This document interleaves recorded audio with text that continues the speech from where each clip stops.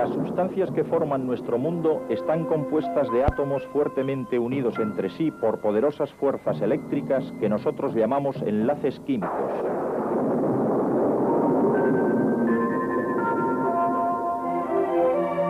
Enlaces químicos y estructura atómica.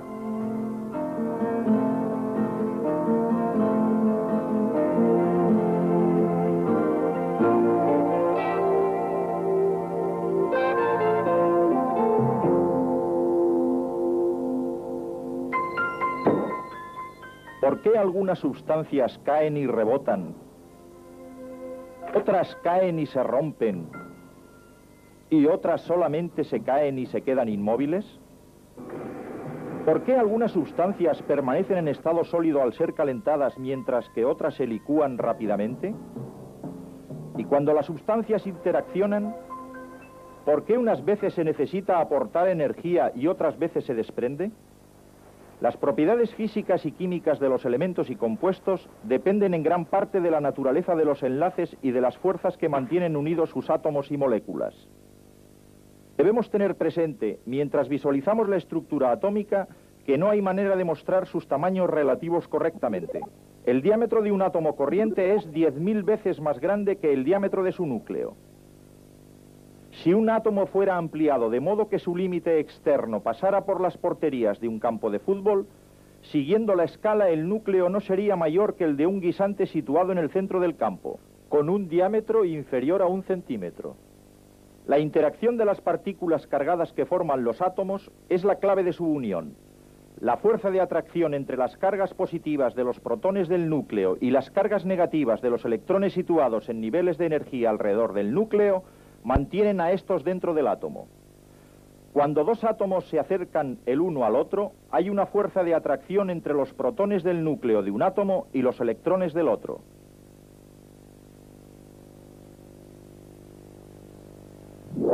Todos los enlaces químicos están formados de esta manera y han creado materia en sus diversas formas. Elementos, cuando los átomos iguales se unen, y compuestos, cuando los átomos que son diferentes se mantienen unidos por los enlaces químicos. Los químicos han ideado modelos para las diversas clases de enlaces, descripciones que han ayudado a explicar las propiedades de los elementos y de los compuestos y a predecir sus comportamientos. Las clases de enlaces más representativos son aquellos que se forman y se rompen durante las reacciones químicas. Pero podría ser más fácil comprender su naturaleza si nos ocupamos primero de un tipo de enlace que explica solo las propiedades físicas de un grupo de sustancias importantes. Los metales han permitido el desarrollo de nuestra sociedad tecnológica. En las comunicaciones, en la construcción, en los transportes, en la gran revolución electrónica, los metales son sustancias indispensables. Los metales también son básicos en los procesos de la naturaleza.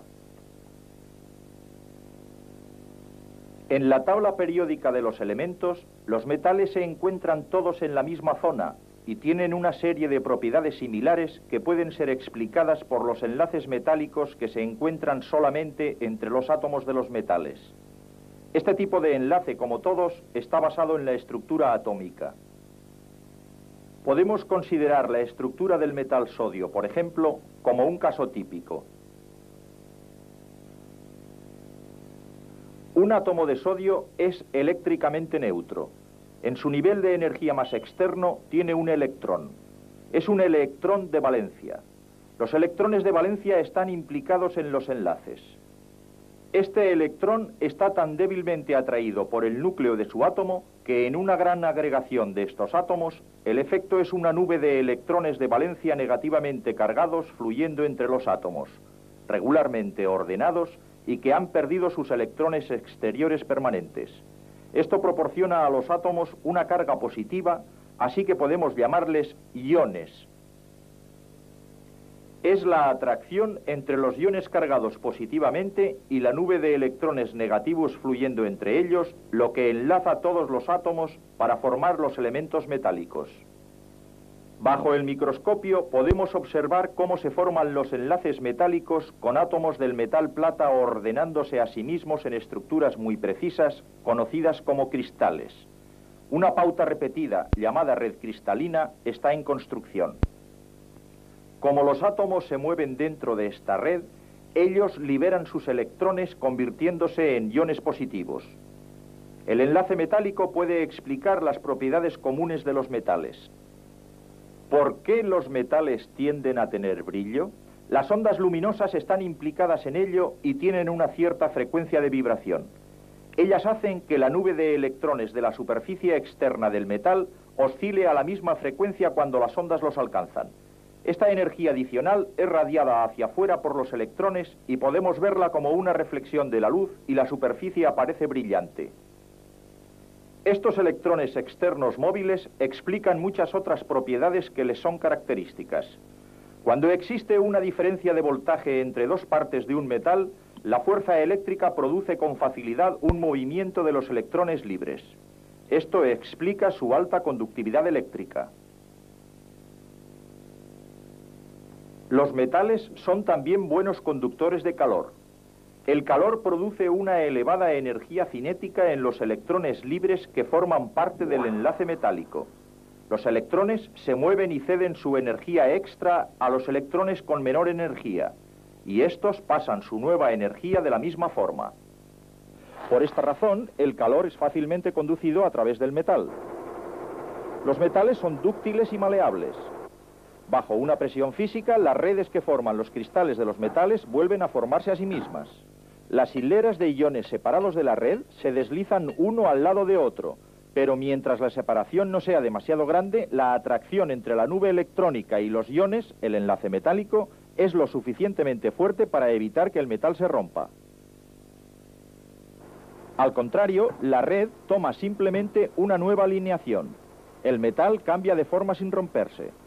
El enlace metálico es casi la fuerza que mantiene unida nuestra sociedad tecnológica, basada en los metales.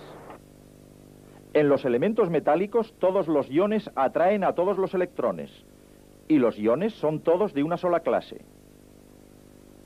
En un segundo tipo de enlace, la fuerza de atracción se produce solamente entre los iones de sustancias diferentes. Cuando un metal activo como el sodio interacciona con un no metal activo como el cloro, el resultado es uno de nuestros compuestos más familiares, la sal común de mesa, el cloruro de sodio. Como los metales, la sal forma cristales, y un examen radiográfico de los cristales de sal muestra una estructura similar a la que hemos visto en los metales, una red de partes regularmente ordenadas, pero no hay muchas similitudes en las propiedades. Los cristales de sal son claros y tienden a desviar la luz más que a reflejarla, como hacen los metales. Los cristales de sal son muy quebradizos, se rompen fácilmente, no como los metales. ¿La sal conduce la electricidad? No, no como un sólido, solo en fusión. Y los puntos de ebullición y los puntos de fusión de las sales en general son relativamente altos. El punto de fusión de la sal de mesa, por ejemplo, es 800 grados centígrados. Esto es unos 700 grados más alto que el punto de fusión del metal sodio, uno de sus constituyentes. El enlace que mantiene unidas estas sustancias recibe su nombre por la clase de partículas que las forma. Es el enlace iónico, formado por la fuerza de atracción entre iones positivos y negativos. Las partículas visibles en un cristal de sal son iones, tal como en los metales. Pero los iones de un elemento metálico son todos de una sola clase y están todos cargados positivamente. En la sal y en otros sólidos iónicos no ocurre lo mismo. Podemos ver por qué si consideramos lo que sucede cuando un solo átomo de sodio interacciona con un solo átomo de cloro.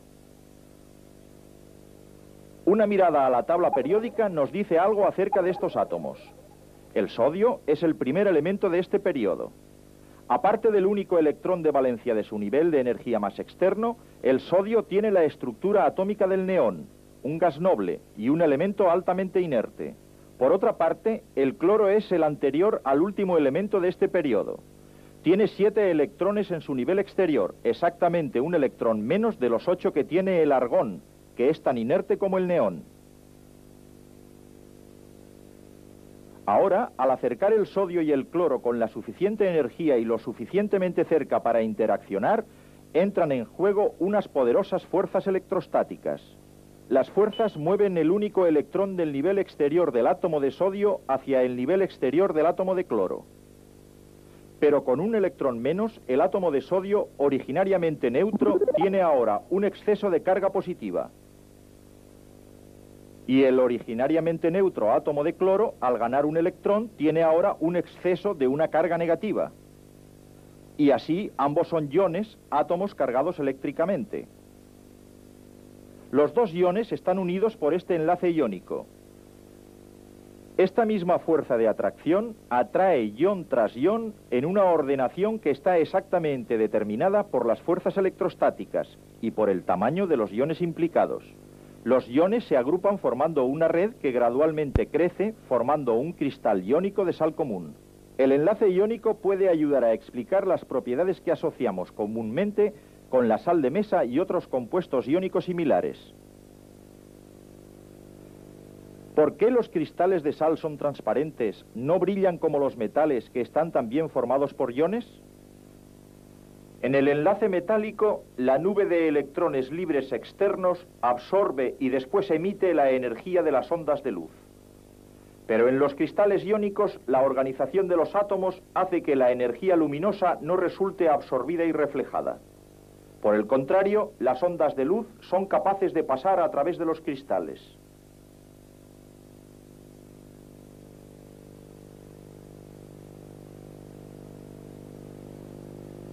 ¿Por qué es tan quebradizo un cristal de sal? Cuando un cristal es sometido a una tensión, la orientación de sus partes positiva y negativa resulta cambiada.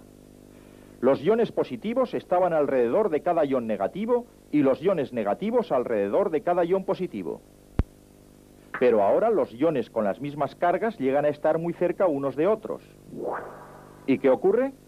Una repulsión, puesto que las cargas del mismo signo se repelen, y de este modo la estructura se rompe. El cristal se hace añicos. Y en cuanto a la conductividad eléctrica, aunque todas las partes del cristal de sal están cargadas, iones positivos y negativos, no hay partes con carga para fluir libremente como la nube de electrones de un metal. Todos ellos están sujetos en su lugar. Por consiguiente, cuando una diferencia de voltaje es aplicada a la sal sólida, no hay movimiento de las partículas cargadas. Por la misma razón, la energía calórica no resulta bien transmitida por la sal y otras sustancias iónicas en su fase sólida. Y los puntos de ebullición y de fusión son altos a causa de la fortaleza de los enlaces iónicos, siendo muy fuertes particularmente entre los metales activos y los no metales. Cuando la sal se funde, los enlaces que mantenían unidos a los iones se rompen y los iones ya no están sujetos por más tiempo a su rígida estructura. Ahora, una diferencia de voltaje ejerce su efecto. Libres para moverse, los iones negativos de la sal fundida son repelidos por la carga negativa de un electrodo. Su movimiento hacia el electrodo positivo constituye un flujo de corriente eléctrica. Pero puesto que los iones son considerablemente más pesados que los electrones, son más difíciles de mover y por esto una sustancia iónica fundida no conduce la electricidad tal como lo hace un metal. Así, hemos tratado de los átomos de los metales que forman elementos con enlaces metálicos, y de los átomos de los metales activos y de los no metales que forman compuestos con enlaces iónicos. Ahora, para ilustrar una tercera clase de enlaces, vamos a examinar el azufre. El azufre, como muy pocos elementos, se encuentra en la naturaleza en forma casi pura, y es un no metal. No es un buen conductor de la electricidad, ni en estado líquido, tal como son las sales y los metales, ni en estado sólido, como solo son los metales. Ahora tomemos un compuesto, agua por ejemplo. Tampoco conduce la electricidad muy bien, ni como un sólido, ni como un líquido. El agua está formada de dos no metales, hidrógeno y oxígeno. Estos elementos tampoco conducen la electricidad fácilmente en ninguna fase.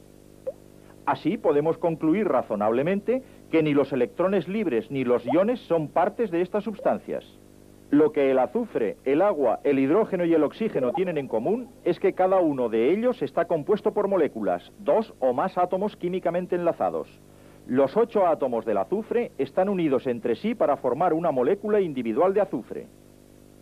Dos átomos de hidrógeno y un átomo de oxígeno se unen para formar una molécula individual de agua. Dos átomos de hidrógeno forman una molécula de ese gas. Dos átomos de oxígeno forman también una molécula de ese gas. Una molécula es la unidad más pequeña de una sustancia que retiene las propiedades químicas de tal sustancia.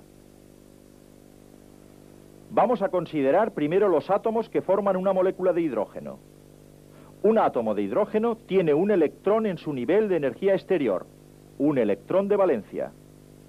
Para explicar cómo se enlazan los dos átomos, tenemos que asumir que cuando se acercan lo suficientemente uno a otro, sus niveles exteriores se cruzan y sus electrones exteriores son compartidos por los dos átomos.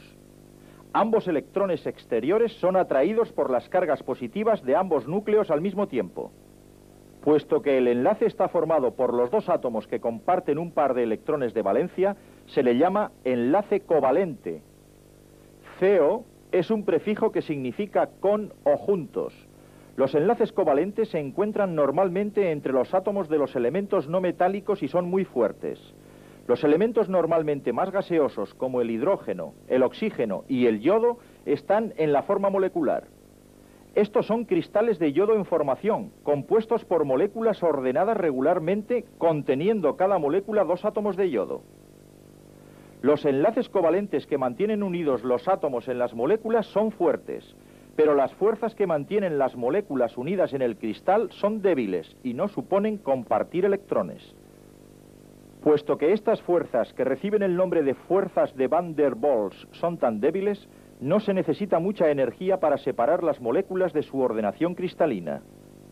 Así, el yodo tiene un punto de fusión y un punto de ebullición muy bajos. De hecho, a temperatura ambiente el yodo se sublima, pasa directamente de la fase sólida a la fase gaseosa. Por la misma razón, el hielo, que es agua en estado sólido como cristal molecular, es más bien frágil. Pero las moléculas de agua son en sí mismas muy estables. En la molécula de agua, un átomo de oxígeno con sus 6 electrones exteriores comparten el electrón exterior individual de cada uno de los dos átomos de hidrógeno. En efecto, por medio de estos pares de electrones compartidos, ahora cada átomo tiene la estable configuración de un gas noble. El hidrógeno tiene 2 electrones en su primer nivel de energía, como el helio, y el átomo de oxígeno tiene 8 en su segundo, como el neón. El número de electrones de valencia determina el modo como deben ser compartidos los electrones adicionales. Puesto que el oxígeno tiene 6 electrones exteriores, tiene espacio para 2 más que le confieren la configuración de un gas noble de 8.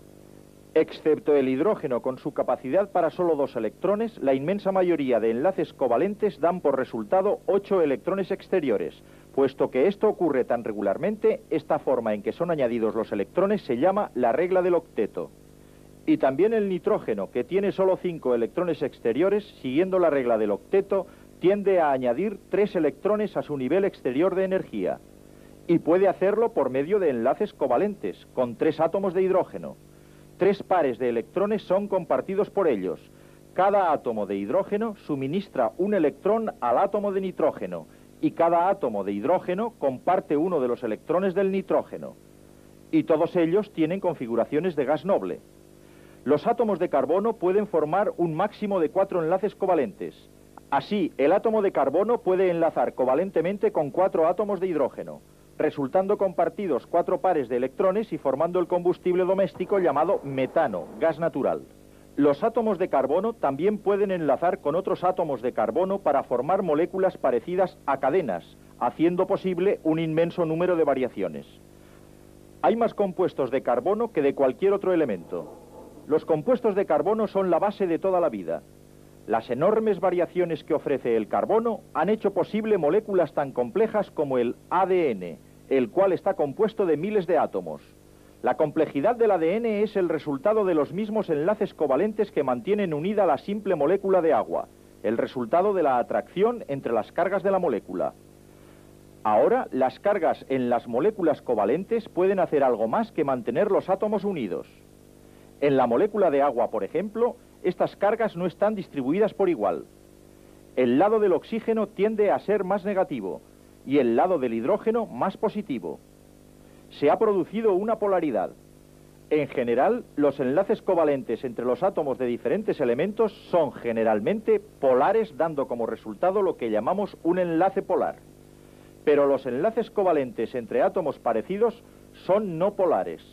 Las moléculas en conjunto están equilibradas electrostáticamente. La polaridad se forma normalmente cuando diferentes clases de átomos no metálicos se unen covalentemente. La clase de enlace que es probable que se forme entre átomos está relacionada con ciertas propiedades periódicas de los elementos, una de las más importantes de las cuales es su electronegatividad, la medida de la tendencia de un átomo para atraer electrones. Generalmente, la electronegatividad aumenta a medida que pasamos a través y hacia arriba de la tabla, hacia los elementos más no metálicos.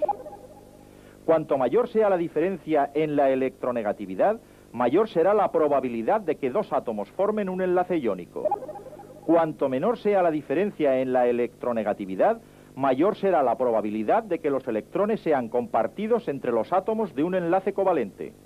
Pero el hecho de que la electronegatividad cambia gradualmente a través de la tabla nos hace pensar en el hecho de que puede no haber límites bien definidos entre los diferentes tipos de enlaces. En la naturaleza, las divisiones entre los enlaces son confusas.